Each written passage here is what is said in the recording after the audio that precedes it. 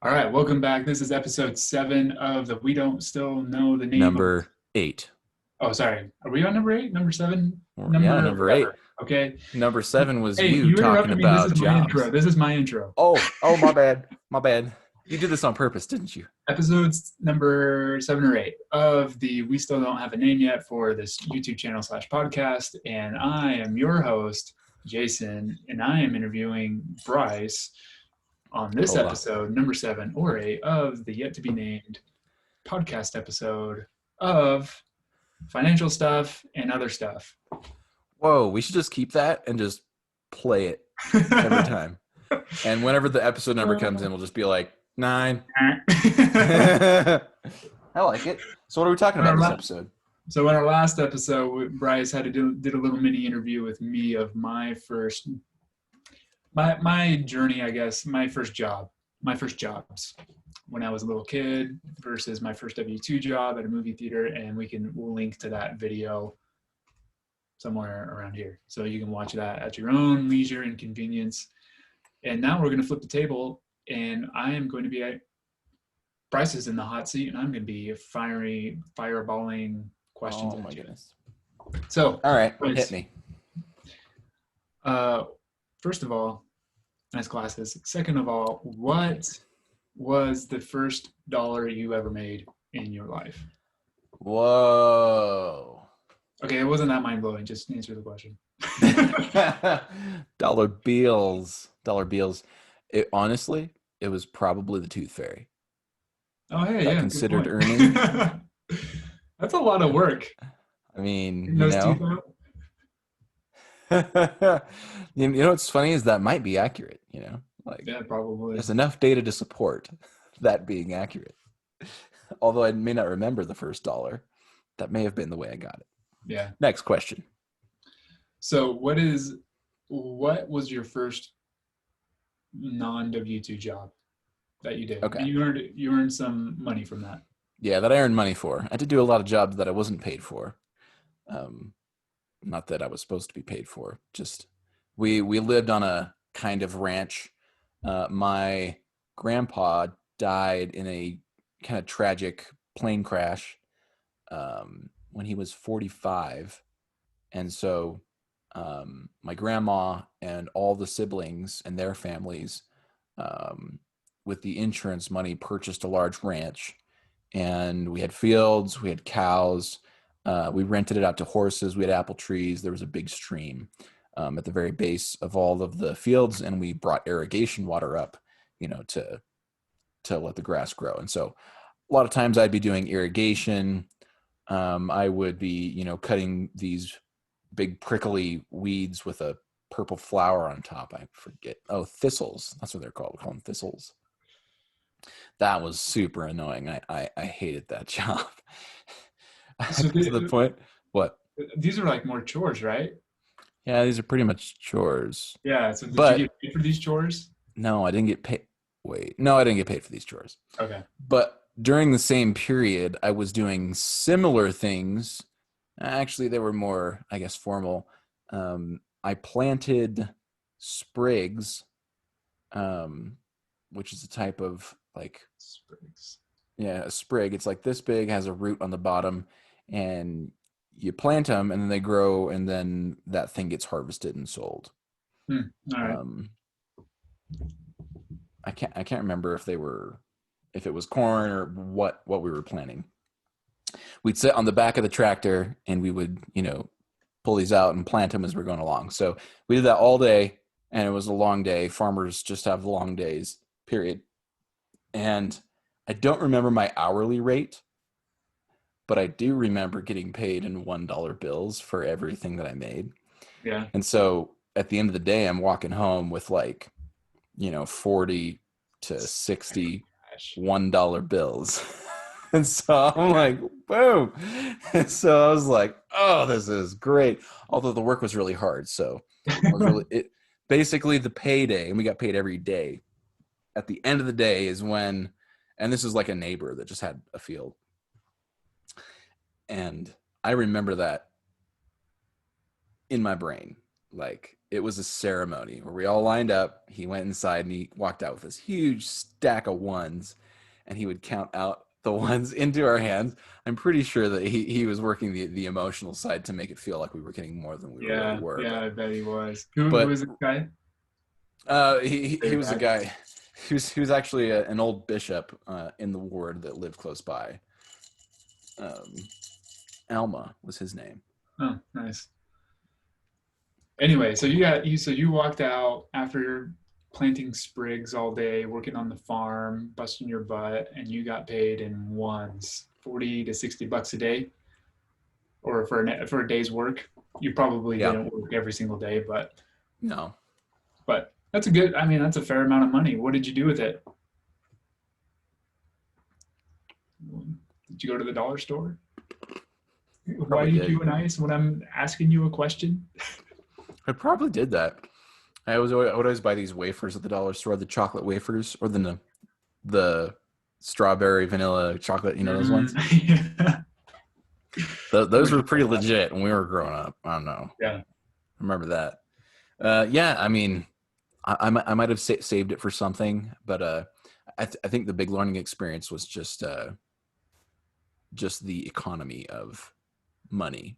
You know, like I worked for a long day and I got this paper, and for that paper I exchanged it for something. And that was Yeah. interesting. Like that was cool to be able to be, feel like I had a little bit of power to be a part of society, in that at that level.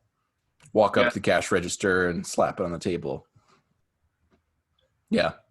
However, some of the next jobs, you want to talk W-2 jobs? Yeah. Yeah. Let's go on to the next jobs. Yeah. W. First W-2 job that you ever had. What was it? Okay, so this is pretty good, but I mean, um, I was a lifeguard for 2 weeks. I think I got one paycheck, and the lady that was in charge of the lifeguards was just a terrible lady. She was absolutely terrible. She would just yell at you all the time for doing your job. It didn't make any sense. Anyways, and so I worked there, and this is when it was like $6 was like minimum wage. Yeah. Yeah. And so my friend's dad came along, who owns a furniture shop, and they build furniture out of pine wood. And he had a shop there close by, and he said, "Hey, come work for me." And I'm like, "All right, sweet." And he paid me $7 an hour, and I was like, "Oh yeah, Oh. yeah." So this is like Okay, junior that's pretty high great. going into the first year of high school. I'm pretty sure it was in junior high. I can't remember specifically, but I worked there for quite a while. And then my last job that I did was work for a mix. It was a restoration company where we would go to cabins and we would, restore if there had been like a fire in the area, if it had been smoked out, and people hadn't been Mhm. living there, and we would take care of mold and walls and do demolition, do painting. And then we would also install privacy walls that were made from concrete, but that looked like Nice. rock walls. It was hard work, but it was pretty fun. And I remember making really good money. I think I was paid at least in the teens hourly, and yeah, that Yeah. was that was my last job before going on the mission. Awesome. Yeah, that's awesome. I think for me, if I were to go back and do jobs all over, I would want to learn some just like blue collar jobs like Yeah, lawn yeah, me care, too. lawn maintenance, like woodworking too. I love doing that type of stuff. So that's great that you got that Yeah. experience. What were the biggest lessons that you learned in those jobs, from Yeah. furniture to restoration? Yeah. So two things. One's a positive one. One's like a negative one, which is just as good as the positive one. But the positive one was that is that these guys were just normal guys that were working for themselves, and they would build the product, in an entertainment center, Yeah. sometimes custom. They would make it, stain it, paint it, deliver it, and get paid pretty solidly for it. I never saw that transaction happen, but he was doing well. And this is during the period of the big housing boom before the crash Mm. of '08. And so money was rolling during those times. It was rolling. And so I saw that and I was like, huh, that is really interesting how these guys can just create this stuff and they can go and they can build a business, and they can just, they can decide how much they get paid. Again, they were working really hard, but I was like, Right. wow, that's a possibility. I thought that was really interesting. Yeah. Um, And how old and were you? So you said like junior high, so you're probably like what? yeah, this is junior high 13? through high school, and yeah, so it started in junior high watching these guys, do business. So yeah, and so at that point you had a good exposure of like owning businesses. Yeah, I did. I mean, my dad owned, when I was younger, he owned an upholstery business, that I was able to help him with, here and there. Um, he wasn't super successful with it, because as soon as employees got in the rung, it was really hard for him to be able to manage and load things off to employees. And so he ended up being really a one-man shop, and he did really good specialist work, and that's what people used him for. And he found that worked best for him. Still being able to run his own business. I was interested in maybe the more intricate, being able to scale something to hopefully you not being the one work, because it really is just another job if you're the one working it. I don't know if I had necessarily those revelations until later on, but the basis for that experience was built from those years working. Gotcha. Gotcha. And then I wanted to jump in and say the maybe one negative thing that I learned from watching these guys, especially my boss at the place where we would build, we'd have these big cement forms, and you could form about 8 concrete walls at a time. And so we'd pour the concrete in there, and then it would set for a couple days, and then we'd pull it out with tractors, put it on to a semi, and then we would load it out to the job site where it was already prepped, and then we would install it, paint it, stuff like that. And so these were big, heavy pieces of concrete. And one thing I learned is that my boss did so many things to shoot himself in the foot over and over again. And to his benefit, he kept getting back up and kept doing stuff, but it's almost like he didn't learn from the mistake, and he kept making the same mistake over and over again. And Interesting. me and the other employee would just stand there and watch as he would do it. And we'd say, hey, you're doing it again. And then he would lift up a big piece of concrete, a concrete wall, and then bust it on the semi. It'd fall over and break into a bunch of pieces. And he'd be like, angry that this happened. And we're like, this is like a normal Tuesday. Like there is no process here. And there's maybe a reason as to why this business hasn't scaled beyond where it is. Yeah. And so those were things, that kind of stuck with me. And even as I started my own businesses, of getting them in my own way. And I wanted to make sure that I could try and create processes to find when these things happen over and over again, and try and improve those processes so that we can scale something. Because essentially that's what you want to do with a business. If you're not scaling it, it's just another job. If you can work for someone or work for yourself, but if you're going to work for yourself, you might as well teach other people they're going to do that business so that you can, get time back, if that's the goal. Yep. Which for me it is. But if you enjoy doing that hard labor stuff, like go for it, go for it. Yeah. But for me, I found that, and I was like, I don't think I would do it that way. Yeah. Yeah. That's awesome. Well, I think that kind of wraps it up. I think that's a cool backstory of like just learning some hard skills.